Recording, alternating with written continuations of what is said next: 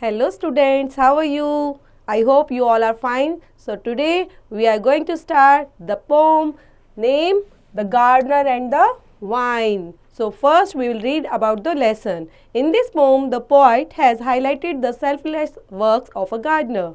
When he plants a sapling, he does so for others and not himself. अब यहाँ पे क्या बता रहे हैं इस पोम के अंदर बेटा? हाईलाइट करने की कोशिश कर रहे हैं किन चीज़ों को? First of all you should know the meaning of wine. Wine means क्या होता है? बेल. कभी सुनिए आपने वाइन क्या होती है? क्रीपर होती है ना, वैसे को ही वाइन बोलते हैं. Okay, similar for creeper. तो यहाँ पे प्लांट सैपलिंग की बात की गई है कि प्लांट्स को किस तरह से हम सैपलिंग करते हैं और उसी के बेस पर इस पोएम को बताया गया है. So let's start the poem.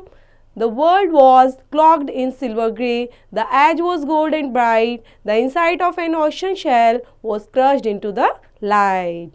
तो world was clogged means क्या होता है बेटा?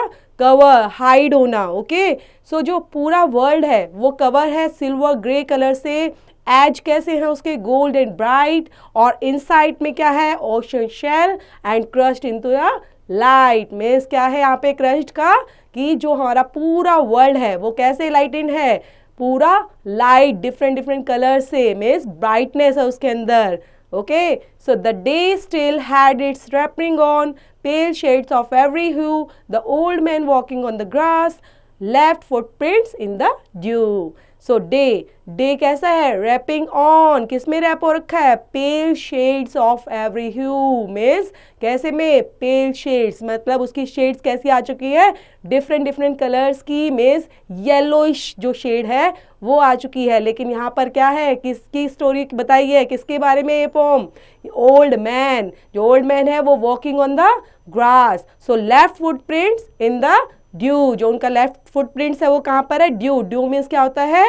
Water drops. ओके, जो होल नाइट में हमारी वाटर ड्रॉप होती है, जो लीव्स के ऊपर नजर आते हैं ड्रॉप्स, उन्हीं को हम क्या बोलते हैं? ड्यू.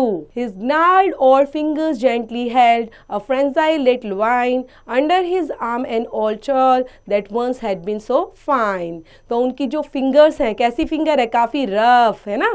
तो gnarled मीन्स यहाँ पे क्या है बेटा? Rough fingers. मतलब ओल्ड जो gnarled रफ फिंगर्स हैं वो जो जेंटली टच करती हैं वाइन को, तो कैसी? Under his arms. और उसने आर्म्स में क्या लिया है? All troll. मीन्स एक इंस्ट्रूमेंट है उसको रखा हुआ है जो कैसा? बहुत फाइन नजर आ रहा है. He crouched and dug a little hole, not larger than his fist. Then gently put the plant in it. The sun drove off the mist. यहाँ पे क्राउस्ड क्या होता है? कोई चीज़ आपकी मुड़ी हुई होती है या फिर बैंड होती है, वैसा. तो जैसा आप देख भी रहे हैं कि ये जो हमें पिक्चर फिगर आउट की गई है वो कैसी है? उस पिक्चर के अंदर एक इंस्ट्रूमेंट नजर आ रहा है, वो कैसा है? मुड़ा हुआ है, क्राउस्ड है. और वो डग भी है. डग मीन्स क्या कर सकता है? खुदाई कर सकता है, होल कर सकता है ना.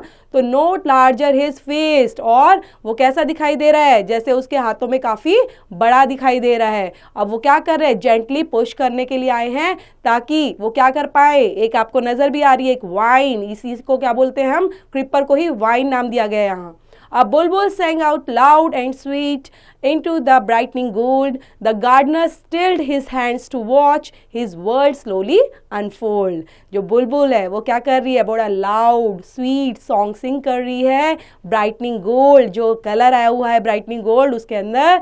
और जो गार्डनर है वो स्टिल क्या कर रहा है? अपने हैंड पे देख रहा है, उसको वॉच आउट कर रहा है कि उसको अब क्या करना है. World slowly unfold. जो वर्ल्ड है मतलब सन धीरे धीरे ऊपर आ रहा है, वो अनफोल्ड हो रहा है. मीन्स क्या होता है? अनकवर हो रहा है. An early bee buzzed by his ear and settled on the rose which unfurled his creamy petals. The scent rushed up his nose.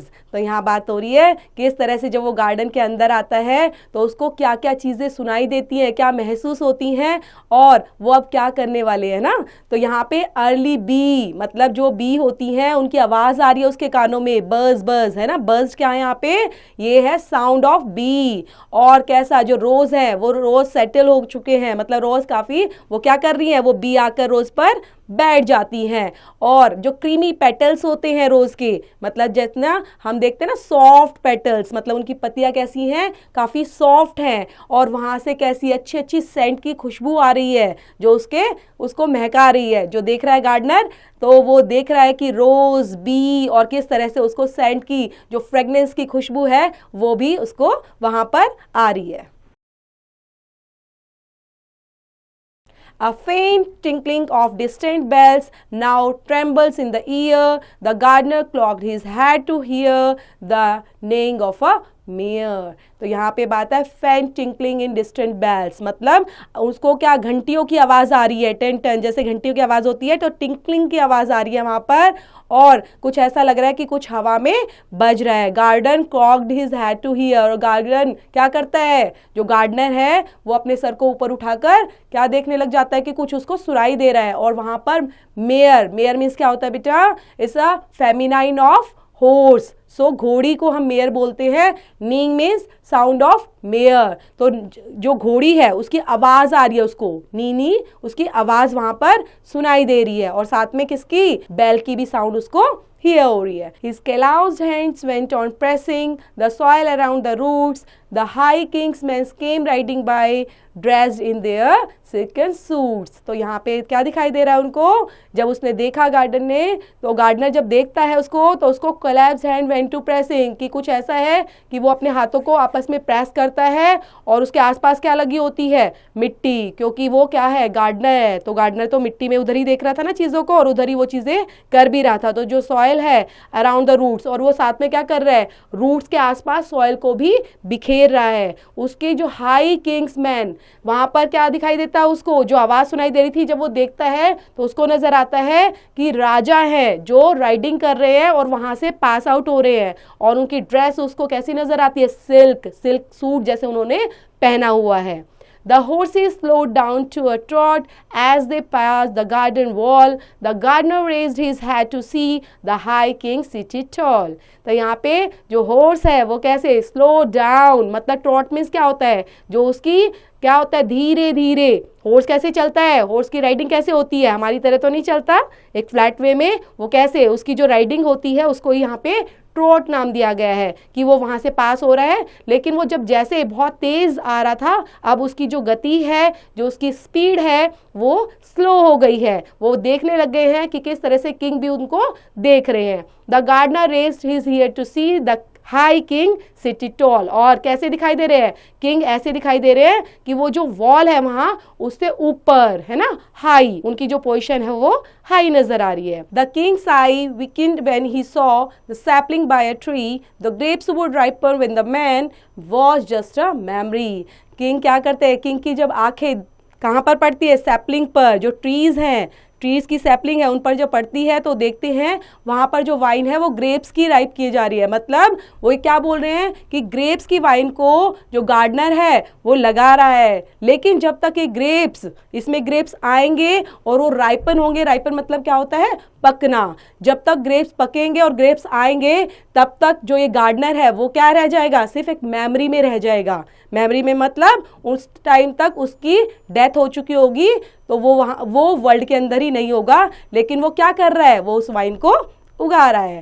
Tell me old man, the king called out, what do you plant this vine, it will not bear single grape for 20 years and 9। अब वो क्या बताता है कि old man, ठीक है, tell मी, मुझे बताओ।